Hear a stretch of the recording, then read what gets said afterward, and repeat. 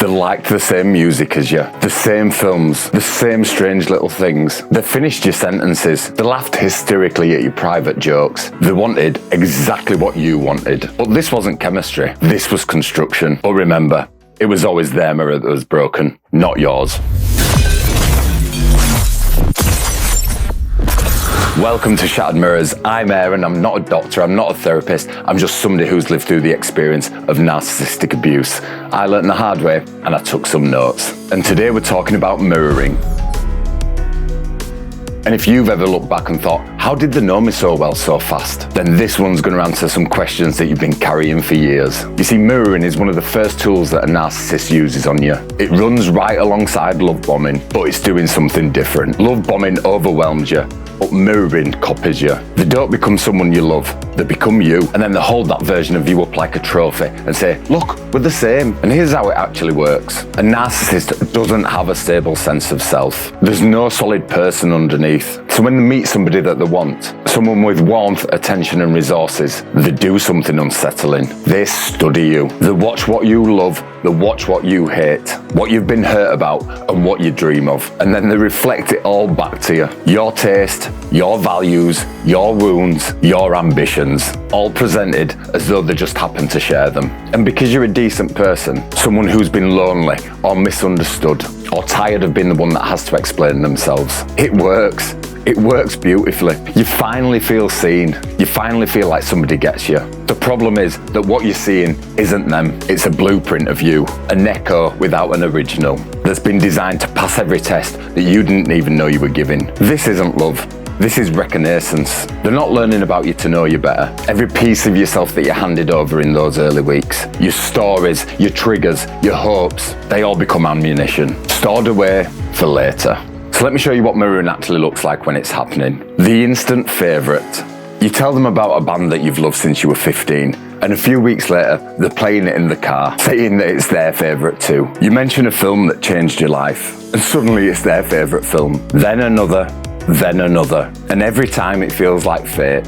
Finally, you've met somebody who just gets your taste. But think about it. How often in real life does somebody who you meet love everything that you love? How often do their opinions perfectly match yours, right down to the smallest detail? Then we have the shared wound. You open up about a difficult childhood, a parent who wasn't there, a friend who betrayed you. And they don't just listen, they match it. Oh my God, the same thing happened to me. The story's almost identical to yours. The exact same emotional beats, the exact same kind of pain. And you feel this rush of closeness because finally somebody gets you. Somebody knows. But pay attention, because over time, the stories change. The details shift because they didn't live it. They borrowed it from you. Then there's the identical vision. You're a few weeks in and they're describing the future. And it's really eerie because it's your dream, word for word. The house that you've always wanted, the way that you always imagine holidays, the kind of partner that you've described to friends for years. Finally, it all lines up. It feels like you've finally found your person, but you haven't. You've found a mirror, and the mirror is using your own reflection to sell you something that isn't real. Oh, and then there's the language shift. Listen to how they talk a month in. Their phrases sound like yours. Your slang, your rhythm, the same verbal tics as you. And your friends might have noticed it. They say, they've started talking like you. And that's because they have. They're not just copying your interests, they're copying your voice. And every detail that you share comes back to you wrapped in a bow. And you thought it was love. But it wasn't. It was a performance. So what do you do? Whether you're in one of these now, or you're looking back and trying to understand what you lived through. Firstly, watch the speed. Real intimacy is slow. It takes time for two different people to build shared ground. When somebody becomes your perfect partner within a few weeks, when their taste, their values, just like a key, that's not connection, that's construction. Real people have edges. Real people disagree with you sometimes. Someone who never does isn't your soulmate. They're a mirror. Second, test the edges. Bring up a topic that you've never discussed. Share an opinion that you suspect they'll disagree with and watch what happens. A secure person will push back gently. I'll say something like, I see it different, but a mirror, they'll just agree every time. If you've never had a real disagreement with someone you've known for months, that's not peace, that's performance. Thirdly, look for the inconsistencies. Mirrors crack, and over time, the stories shift. Their favourite band becomes a different band. The wounded childhood story, it now has different details. The lifelong hobby that they shared with you, well, that slowly disappears. Pay attention to what they contradict. What you're seeing isn't forgetfulness, it's the seam showing in the costume. Fourthly, ground yourself in what's yours. And this is the one that saves you in the long run. When the mirroring ends, when they stop reflecting you and start criticising you, a lot of survivors feel like they've lost themselves. And that's because they had. You handed your identity to someone who was pretending to hold it, and you can take it back.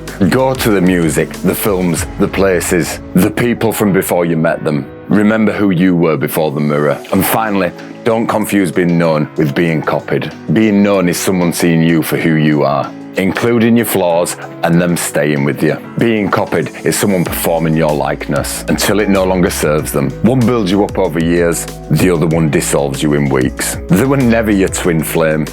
They were a rehearsal of you. Everything you loved about them, you already had. It was living in you the whole time. The self that you thought you'd lost in them was never theirs to take. But you can come home to yourself, piece by piece, little by little. I'm Aaron, this is Shattered Mirrors, and I'll see you on the next one.